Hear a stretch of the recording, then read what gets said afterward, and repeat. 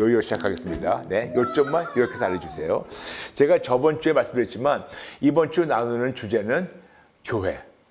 그런데 교회라는 주제에 500개가 넘는 그런 질문과 질문이 올라왔어요. 500개가 넘는. 그리고 하나도 버릴 게 없어요. 너무 좋고 중요한 거고 꼭 나누고 싶어서. 그래서 여러분 좀 양해해 주시고 제가 교회에 대해서 이번 주 다음 주도 계속해서 차근차근 나눌 테니까 최선을 다해가지고 여러분이 보내신 질문들 다 나누도록 할 테니까요. 그리고 이번에 다 못 나눈다 하면 또 다음번에 또 나눌 테니까 여러분이 보내주신 거를 차근차근 나누도록 하겠습니다. 네, 그래서 오늘 교회라는 주제로 나누겠습니다. 네. 첫 번째 질문은 교회는 안 다니지만 라는 아이디로 올라왔어요. 참 재밌죠? 아이디가. 교회는 안 다니지만 코로나 이후로 교회를 정하지 못해서 다니지 않고 온라인으로 예배드리는 중입니다. 목사님 설교도 좋지만 요즘은 목사가 아닌 분들이 유튜브에서 하나님 말씀을 전하며 교회 프로그램을 유료로 하는 분이 있던데 그런 걸 돈 주고 파는 행동이 괜찮은 건가요? 생각을 변화시켜준다는 목적의 성경 공부 프로그램인데 꽤 비싼 금액에 판매하시던데 이게 성경적으로 괜찮은 건지 궁금해요. 그분은 미국에서 기독교 세미나를 토대로 개발해서 만든 프로그램을 하더라고요.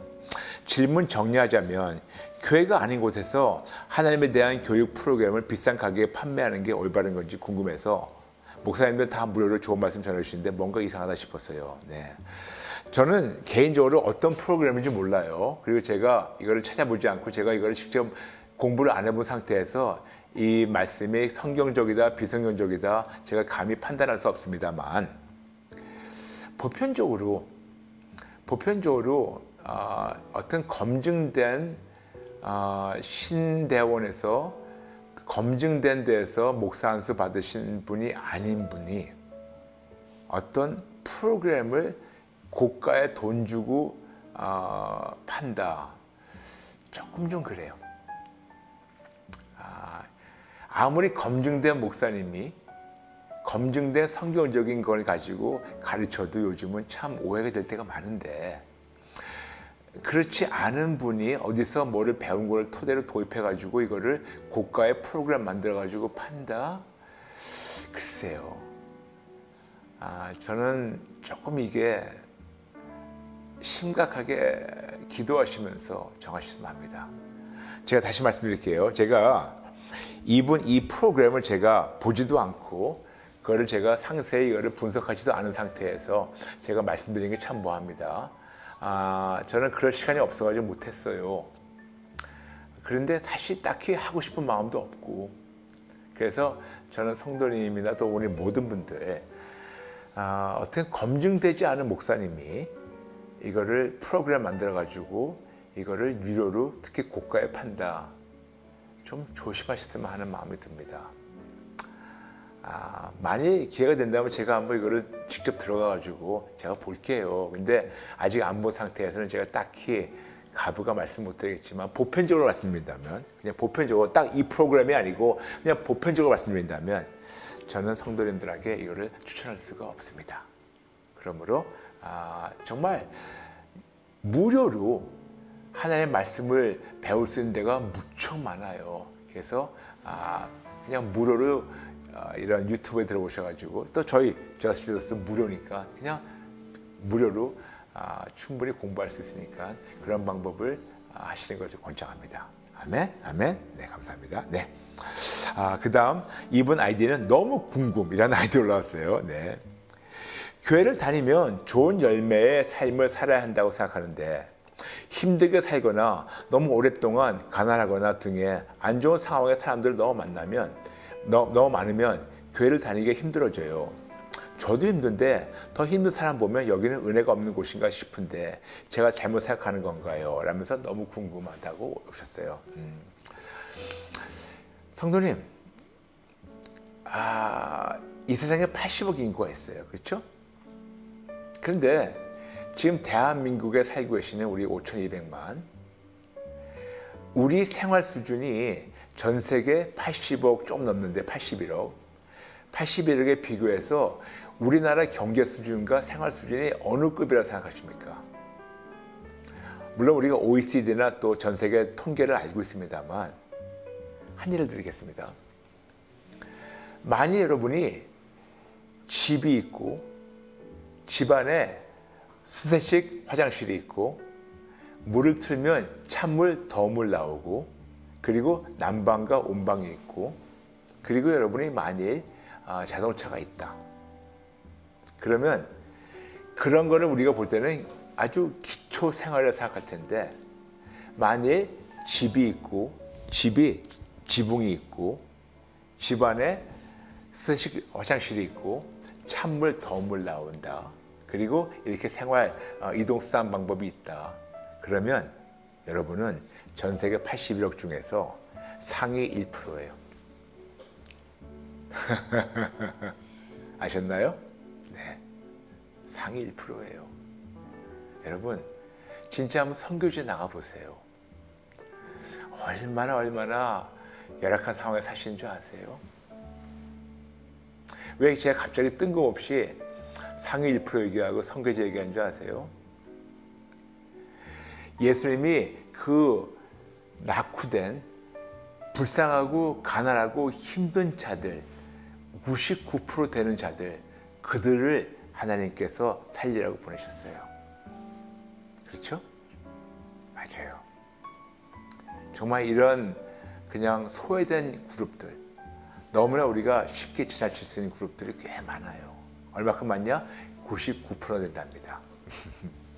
그래서 우리가 교회 갔는데 지금 상위 1% 살고 있는 나라지만 조금 생활 수준이 떨어지는 분들이 계세요. 아프고 힘들고. 근데 깍 하면서 아이고 왜 이 교회는 이런 자들이 많아. 아이고 힘드네. 떠나네. 그게 진짜 크리스찬 정신일까 생각해 봅니다. 그래서 성도님에게 맡길게요. 성도님이 그런 분들하고 같이 어울리는 게 불편하다면 그러면 떠나세요. 근데 예수님은 그런 분들을 버리지 않으실 겁니다. 근데 성도님이 난 불편해, 나는 떠날래. 그렇다면 제가 막을 수가 없어요. 그렇지만 예수님은 그분들과 함께 하실 겁니다. 거기까지만 말씀드릴게요. 네, 감사합니다. 네. 그 다음부터 나눌게요. 이분은 지방의 고인물 교회. 지방의 고인물 교회인데 한 분이 4가지 질문을 보냈기 때문에 제가 이걸 좀 차근차근 나누겠습니다. 네. 목사님, 정말 분별이 안 되고 영적인 해석이 궁금합니다. 꼭 답변 부탁드립니다. 지방의 작은 교회이고 성도수가 30명도 되지 않은 그마저도 반 이상이 60대인 작은 교회에 저희 부모님이 다니는데요.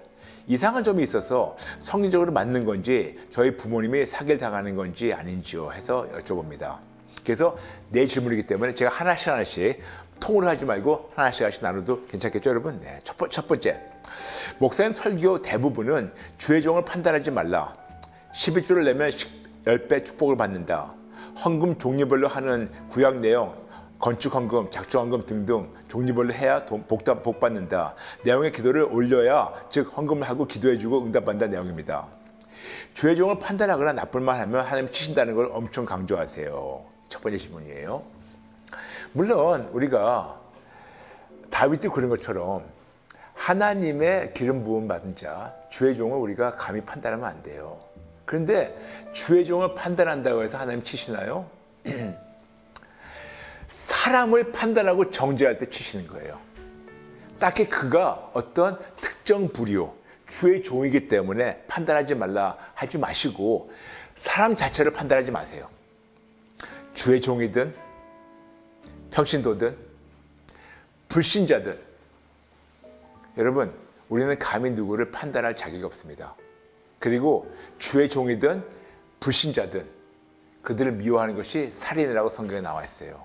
그렇기 때문에 나는 주의 종이기 때문에 아주 특별한 그런 특권을 갖고 있는 그런 부류이기 때문에 나를 정죄하면 너 벌 받아? 그게 아니고 그냥 하나님의 형상과 모양대로 지음받은 자인데 나는 지금 하나님을 섬기는 그런 주의 종이기 때문에 그거지 그냥 주의 종이라 해서 특별 어떤 그룹이라고 해가지고 정죄하지 마라 그렇게 생각하지 마시고 주의 종이든 평신도든 심지어는 불신자든 우리는 누구를 정죄할 자격이 없습니다. 그러면 정죄하지 마세요.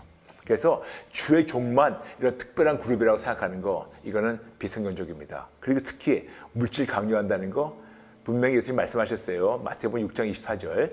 우리가 재물과 하나님 함께 섬길 수 없다고. 근데 하나님보다 물질을 더 많이 한다는 것은 굉장히 위험해 보입니다. 그래서 건강한 교회 같지가 않아요. 요 하나만 갖고는. 네, 그 다음에 두 번째. 영적으로 뛰어나고 밝고 예언을 잘하는 목사님이라고 본인이 홍보하는데, 목사님 추종자들 한두 명을 예언의 밝은 자라고 선별해서 직급을 준 듯해요. 그 목사님이 그들을 어떤 사람들 홍보하는데, 목사님 추종자들, 그분들이 예언에 밝고 영적으로 다 잘 보이니까 교회 성도들을 판단하고 다녀요. 너는 그렇게 하니까 인상이 그렇다는 식으로. 문제는 진짜 예언에 밝은 건 알 수 없고, 기도 제목 문제에 대해 목사님과 상담했던 내용을 그 예언 성도들이 다 모든 걸 알고 있으면서 말로 상처를 준다는 거예요. 마치 다 안다는 듯이 분석하며 찌르는 말을 하는데, 목사님을 따르는 성도들이 다 그런 식이에요. 열매가 그렇다는 등 한 명도 은혜롭게 말하는 분이 없고 남을 헐뜯고 단점 파헤치며 끌어내리는 분위기예요. 만일 성단님이 말씀하신 것이 진짜 어떤 걸 가미한 거 없이 그냥 그대로 팩트 그대로라면 매우 위험합니다. 성도님들이 우리한테 와가지고 기도 요청하고 그리고 상담하는 거는요, 목사로서 그들의 그 사연을 보장해 줘야 되는 책임이 있어요. 기본입니다. 근데 누구한테 들은 거를 남한테 까발리고 다닌다? 이거는 너무나도 위험한 거고, 그리고 매우 비성경적입니다. 그러므로 두 번째 질문, 매우 위험한 교회이고 매우 비성경적인 목사님의 처신입니다. 세 번째, 모든 좋은 일은 목사님이 기도해서 이루어진 거라고 해요. 손자를 낳았는데 원래 안 생겨야 되는데 목사님이 기도해서 낳은 거라고 감사한 거 하라고, 이런 식으로 반면에 안 되는 자식이나 안 풀리는 문제에 대해서는 아무 말도 안 하고 더 기도해라, 더 물질을 심어야 거둔다, 이런 식으로. 정리하자면 돈을 너무 밝히고 목사님이 오른팔인 성도가 예언을 한다는 목적으로 개인적인 문제를 너무 소문내고 악의적으로 나쁘게 말하고 다니고 예언을 핑계로 너무 의지하게 만들어요. 목사님께 기도해야 이루어지는 것처럼 제가 보기엔 너무 이상하고, 그 성도들 중에 한 명도 행복하게 사는 사람이 없어 보이는데, 다들 엄청 힘들고 어렵게 사셔서 그 열매가 과연 옳은 건지, 부모님께 적극 다른 교회 가라고 권유하는데 영적으로 강한 교회가 없다며 강하게 기도해주고 예언해주는 게 좋다고 하시는데 좀 이상하지 않나요? 네, 이상합니다. 이거는 거두절미하고 그냥 네, 이상합니다. 이상해요. 그래서 부모님이 예수님을 뜨겁게 만나고 예수님을 의지하지 사람을 의지하지 않겠다고 기도해 주시면 감사하겠습니다. 그리고 만일 여러분이 이런 교회 다니신다면 목사님을 정죄하든가 이런 이상한 행위를 보면서 우리가 판단하고 미워하지 마시고 그들의 마음과 생각과 눈과 귀와 입을 가리고 있는 어둠과 거짓 없애달라고 기도해 주시면 감사하겠습니다. 그리고 여기 계신 목사님이나 우리 기송자들 예수님 꼭 만나게 해달라고 꼭 기도해 주세요. 감사합니다. 네, 진짜 참 마음이 아파요. 네, 마음이 아픕니다. 네. 그 다음에 익명으로 올라온 질문입니다. 네. 저는 교회에서 장로 직분을 맡고 있는데 저희 목사님은 예배 시간에 공개적으로 공격하실 때가 많이 있습니다. 1대1로 절대 나쁜 말씀을 안 하시다가 불만이 있으면 공개적으로 공격하셔서 망신을 주실 때가 많이 있습니다. 그러다 보니 성도들이 목사님 눈치만 보고 혹시라도 목사님께 거슬리는 행동을 하지 않으려 조심하는 모습이 보입니다. 그동안 목사님 많이 미워하고 교인들과 사적인 자리에서 험담도 많이 했는데 이번 다회 예배를 통해 그것이 잘못된 것임을 깨닫고 항복하고 회개했습니다. 장로로서 교회를 옮기는 게 참 어려워 참고 있는데 계속 목사님과 교회를 위해 기도하고 견뎌야 되는 것이 맞겠죠? 라면서 익명으로 올라왔어요. 장로님 죄송합니다. 너무 죄송합니다. 저는요 제 말씀 오해 안 하고 들으시면 감사하겠습니다. 제가 목사이기 때문에 얘기할 수 있어요. 목사라는 직분을 가지고 굉장히 치졸하게 행동하는 그런 사람들이 많아요. 즉 강단에 올라가서 그 짧은 예배 시간에, 설교 시간에 예수님이 얘기해도 부족한데 자기한테 수틀린 사람을, 그때는 어느 누구도 반박할 수 없는 자기만이 갖고 있는 시간이기 때문에 그 시간을 악용해서 사람들 인신공격하는 이런 치졸한 목사들이 있는데 하지 마세요. 하지 마세요. 같은 동료 목사로서 우리 목사님들에게 간곡히 부탁드립니다. 이런 찌질한 행동하지 마세요. 목사님들 하지 마세요. 목사님들 정신 차리세요. 하지 마세요. 너무나도 이거는 치졸한 행동입니다. 너무너무 졸렬한 모습입니다. 하지 마세요. 강단에서 설교 시간에 인신공격하는 시간이 있으면 항복하고 회개하고 그 시간을 예수님을 증거하세요. 그리고 나머지는 맡기세요. 목사님들 우리 한번 멋지게 살아보죠. 제발 이렇게 치졸한 행동하지 마시고 진짜 하나님의 종이라면 우리 멋지게 살아볼까요? 그리고 만약 이런 인신공격 때문에 힘들어하시는 분들 계시면 여러분은 목사님 위해서 기도해 주세요. 어떤 기도? 예수님 만나서 예수님의 성품 담게 해달라고. 그러므로 지금 장로님 지금 어려워하시는데 교회를 떠나고 안 떠나고 그건 잠시 되는 것이고 먼저 지금 출석하시는 교회 목사님이 예수님 뜨겁게 만나게 해달라고 우리 장로님이 기도해 주시면 감사하겠습니다. 장로님 미안해요. 근데 어쩌면 하나님께서 장로님에게 보여주신 이유가 그 목사님 위해서 기도하라고.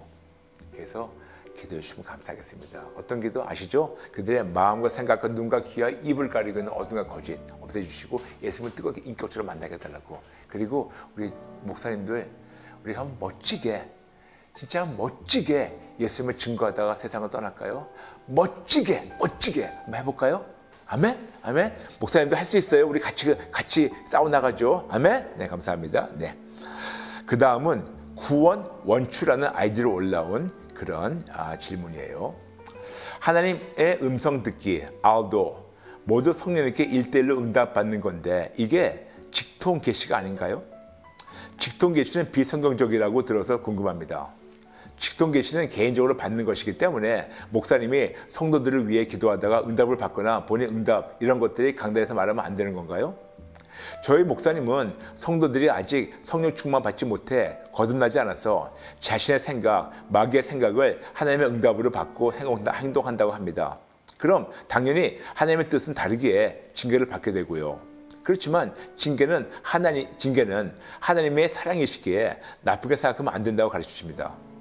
목사님은 많이 훈련됐고 성령 충만하셔서 성도들을 위해 기도했을 때 그에 맞는 음성을 주신다고 합니다.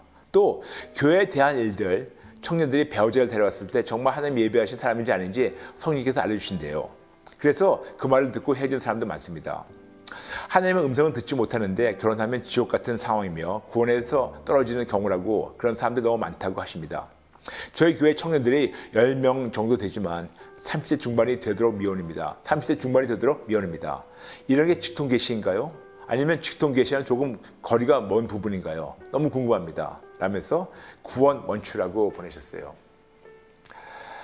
첫 번째, 직통 계시가 뭐라는지 알려드리겠습니다. 직통 계시는 하나님께서 직접 나에게 1대1로 너무나도 놀라운 계시를 주셔가지고 이거를 얘기하는 거라고 얘기합니다. 그런데 장로교에서는 이거를 완전히 이단 취급하고 직통 계시 끝났다고 얘기를 해요. 그래서 저는 여러분에게 말씀드립니다. 직통 계시가 지금도 있다 없다 그걸 떠나서 제가 여러분에게 항상 말씀드렸죠. 우리가 하나님의 음성이라고 하는 자들 보내면 90% 이상이 본인 생각이에요. 직통 계시를 아니든 떠나가지고 직통 계시가 있다 없다 그거를 왈가왈부하지 말고 있다 하는 분들도 없다 하는 분들도 진짜 하나님의 음성이라 생각하는 분들 중에서 제 경험상 90% 이상이 자기 생각이에요. 그리고 한 3% 정도가 하나님이고 나머지 5%부터 7% 정도는 마귀예요. 그러므로 직통 계시 있다 없다 그거를 좀 내려놓고 우리가 직통 계시를 하는 분들도 심지어는 90% 이상이 자기 생각이고 직통 계시가 없다고 하는 사람들도 심지어는 90%가 자기 생각이에요. 그런데 참 여기서 목사님 말씀하시는 게 어폐가 있네요.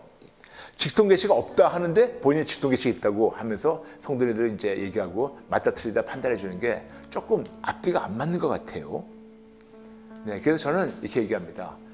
직통 계시가 있다 없다보다도 계속해서 하나님께 여쭙고 듣고 분별하고 순종해 주세요. 근데 여쭙는 걸 알고 있어요. 근데 듣고 분별하는 거, 이거는 시간이 필요합니다. 섣불리 하지 마시고 어떤 감동을 받았다, 뭐 아무개야 뭐 하다, 그게 아니고 어떤 감동을 받았으면 이거를 노트에 써놓으세요. 써놓으시고 이거를 기다리세요. 그러면서 계속해서 하나님, 제가 알아들을 수 있도록 저한테 알려주세요. 제가 알아들을 수 있도록 저에게 알려주세요.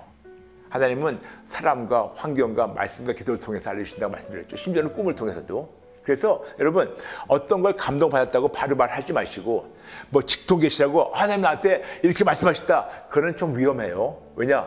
자기 생각일 수가 많으니까. 그렇기 때문에 여러분, 그냥 계속해서 여쭙고 듣고 분별하고 순종하시되, 근데 나는 훈련됐기 때문에, 나는 성령 충만하기 때문에 되고, 너희들은 훈련 안 됐고 성령 충만하지 않기 때문에 안 돼. 이것도 조금 어폐가 있어요. 나무는 열매를 보면 압니다. 그래서 목사님이 나는 훈련되고 성령 충만하고 너희들 아니다, 그렇다면 목사님이 말씀하시는 이 모든 것이 성취되는가 안 되는가, 그걸 보시기 바랍니다. 그리고 거듭 말씀드릴게요. 통계적으로 보면 90% 이상이 자기 생각이에요. 그래서 거듭 말씀드릴게요. 직통 계시가 있고 없고 떠나서 그 논쟁을 좀 내려놓고, 있다 하는 분이나 없다 하는 분이나 하나님이 말씀하셨다고 하시는 분들 보면 90% 이상이 자기 생각이고 3%부터 5% 이상은 마귀의 음성이니까 매우 조심하시기 바랍니다. 아멘. 그리고 항상 나무는 열매를 보면 아니까 그분들이 얘기하는 거 보면서 열매를 보면서 하시면 감사하겠습니다. 네, 이제 그 다음 분 나눌게요. 네, 이분도 역시 아주 긴 거라서 좀 올려드릴게요. 네. 저는 예수 닮은 쟁이. 저는 예수님을 만났고 예수님 때문에 너무 행복하고 예수님 안에 있음을 감사합니다. 그런데 요새 더욱더 주님께 대한 죄송함과 면목 없는 마음이 커지네요. 내 안에 분명히 예수님이 계시고 내가 주님 안에 있음을 확신하는데, 그러면 요한복음 15장 5절을 근거한다면 열매를 많이 맺는다고 하셨는데, 물론 이 열매가 전도한 숫자만을 의미하는 것은 아니지만 전도의 열매를 맺지 못하는 현실을 보며 나의 삶이 뭔가 잘못되었는가 생각해 봅니다. 사실 저는 꼭 교회로 인도해야지 전도라고 생각하지 않고, 오늘 처음이자 마지막으로 보게 될 사람들에게도 예수님을 전하자는 마음으로 택시를 탈 때 택시기사님께 놀이터에 놀고 있는 아이들에게 복음을 전한답니다. 교회까지 인도하지 못하는 게 거의 다고요. 그런데 저희 교회 비슷한 또래의 자매가 혼자서 아이들을 2년 동안 70명 이상을 전도해서 주일에는 교회 주일학교까지 교회 버스랑 봉고차를 빌려서 매주마다 차량 운행까지 해주고, 토요일은 20, 30 가정을 돌며 신방한다고 하더라고요. 너무 대단해 보이기도 하고 순간 제 모습이 초라해 보이기도 했어요. 기회가 되어 어떻게 그렇게 전도하고 아이들을 관리하나 물어봤더니, 아이들 전도할 때 절대 예수님이나 천국, 지옥, 복음, 천국, 지옥 등 복음 얘기 안 하고 교회로 올 수 있도록 관계를 잘 연 다음 교회로 데려와서 아이들이 전사님 설교를 통해 복음을 듣게 하면 된다고 얘기하더라고요. 그 아이들 중에 은혜 받고 방언받은 아이들도 있고 열심히 나오는 아이들도 많다고. 처음 만나서 십자가 얘기하지 않고 복음 전하면 다 듣기 싫어하고, 처음 만나서 십자가 얘기하고 복음 전하면 다 듣기 싫어하고 당연히 교회 안 온다고 얘기하며 복음 전하며 전도하는 사람들이 오히려 그렇게 하면 안 돼 하더라고요. 이 얘기를 듣고 나서 교회만 데려오면 끝이 아니라 교회 데려와서 복음을 듣게 하고 공과도 하고 결국 아이들을 은혜 받게까지 관리해 주니 이것도 하나의 전략이 될 수 있다 하는 마음도 들었지만, 그보다 더 제 마음에 불편한 것은 마음이 더 커졌답니다. 성경 어디에도 사도들과 제자들이 교회로 땡기고 교회 프로그램을 소개하며 홍보한 것이 아니라 천국 복음을 전했는데, 예수 그리스도의 십자가를 전했는데 굉장히 지혜롭게 보이는 세상 사람들이 봐도 거부감이 없어하는 이 방법, 그리고 열매까지 있으니, 근데 정작 십자가 복음을 전하는 사람들은 사람들이 싫어하고 교회로 데려오면 인원이 얼마 없는 것 같긴 해요. 물론 성령께서 일하시면 사람이 상상할 수 없는 방법이 없어 아시겠지만요. 물론 제가 전도를 잘 못하고 열매 맺지 못하는 제가 영혼 구원에 대한 열정이 없고 주님의 사랑이 나를 통해 나타나지 않는 것이 가장 큰 문제라고 생각해요. 그런데 그것은 주님께 구하고 의지하고 나아가겠죠? 그렇다면 앞으로 전도할 때 위의 자매와 같이 전략적으로 나가는 것이 괜찮을까요? 하나님이 기뻐하실까요? 라면서 예수 닮음쟁이 보내셨어요. 네. 제가 이거를 고르게 된 이유가 있어요. 물론 우리가 하나님의 지혜가 필요합니다. 그래서 무턱대고 우리가 뭐 가슴에 띄고 예수 천국 불신 지옥 때로는 거부하는 게 있지만 또 때로는 그렇게 될 때도 있어요. 무슨 말이냐면 하나님이 전도하는 방법이 다양해요. 다양한데 이게 있어요. 전도하는 방법은 다양하겠지만 전도하는 목적이 중요합니다. 목적이 교회에 사람들을 앉히는 것이 목적이라면 그 전도는 하나님 기뻐하시는 것이 아니에요. 전도의 목적이 우리 교회 배 불리고 우리 교회를 차고 넘치게 채우는 것이 목적이라면 그 전도는 꽝이에요. 그런데 전도의 목적이 내 교회, 내 지역 교회를 채우는 것이 아니고 하나님의 우주적 교회를 채우는 것이 목적이라면 그렇다면 그것은 올바른 목적이에요. 그래서 진짜 누구를 데려와가지고 앉혀있지 못한다 하더라도 그리고 앉혀있는 분 보면서 부러워하지 말고 그 방법만 택하지 말고 하나님께서 나를 통해서 어떻게 전도하기 원하시는가 그걸 먼저 타진해 보시면 감사하겠습니다. 택시기사님들 좋은 방법이에요. 놀이터의 어린애들 좋은 방법이에요. 시장에서 장 보면서 사람들 얘기하는 거 좋은 방법이에요. 제가 나눴죠 여러분. 우리는 가서 제자 삼으라 마태복음 28장 19절 가서 제자 삼아야 된다고 했지만 이거를 원어 헬라로 보면 가면서 예수님 증거하는 것이 올바른 번역이라고 말씀드렸죠. 가서 제자가 아니고 가면서 일상생활을 살아가면서 일상생활을 이뤄가면서 직장생활을 하면서 택시 타고 가면서 버스 타고 다니면서 대중교통 이용하면서 우리가 장을 보면서 일상생활을 살아가면서 우리가 예수님 증거하는 겁니다. 그러므로 어떤 전도 방법만이 옳다는 것이 아니고 모든 전도 방법을 다 사용하시되 목적이 중요해요. 목적은 뭐냐면 내 교회를 채우는 게 아니고 하나님의 교회를 채우는 겁니다. 지역교회를 채우는 게 아니고 전체에 있는 이 세계가 모여 있는 이 우주적 교회 오직 예수님으로 그 교회에 그들이 올 수 있게 그리고 그들이 듣기 힘들다 하더라도 우리는 진리를 진리이신 예수님을 그리고 복음을 우리가 전파해야 되는 책임이 있어요. 십자가 거부 있다, 예수 피가 거부 있다 그런 거 구하지 마시고 우리는 그냥 전달하는 거고 사도 바울 얘기했습니다. 그냥 하는 거고 심는 거고 누가 와서 물을 주고 누가 키우고 그건 다 각자 알아서 할 거예요. 근데 우리가 직접 전해야 됩니다. 분명히 성경에 말씀하고 있어요. 가서 복음을 전하지 않으면 어떻게 하겠냐고. 맞아요. 우리가 해야 되는 것은 관계로 그냥 어떻게 데려오는 게 아니고 어떻게 해서인지 그냥 그들에게 좀 투박하더라도 복음을 전하는 거예요. 그렇죠? 그래서 방법은 여러 가지 있겠지만 그냥 방법에 치우치는 것보다 목적을 더 중요하시면 감사하겠습니다. 목적은 내 출석하는 이 지역교회를 채우는 것이 아니고 그리고 진짜 하나님의 교회 그래서 내가 복음을 전했는데 그들이 그때 거부한다 하더라도 상처받지 마세요. 여러분 괜찮아요. 나는 내가 할 바만 하면 되는 거니까 그냥 거기에 대해서 상처받지 마시고 그냥 우리가 갈 길만 하면 하시면 감사하겠습니다. 이해되시겠지 모르겠어요. 네, 감사합니다. 마지막 질문 있습니다. 이분은 레베카라는 아이디로 올라온 질문이에요. 작은 교회 다니고 있는데요. 교회 목사님의 양육 방식으로 상처받은 부분이 있습니다. 죄와 허물에 대해 훈계를 많이 하시는 편인데 다른 성도들 앞에서 드러내서 하시는데 이 부분이 불편하고 힘든 마음이 들었습니다. 다른 성도에 대해서도 그런 훈계를 들을 때 마음이 불편해집니다. 이런 불편한 마음을 개인적으로 말씀드렸을 때 교만, 자존심, 인본주의가 아닌지 돌아보도록 할 때 마음 문이 닫혀서 목사님이 인도하신 모임에 나가지 않게 되었습니다.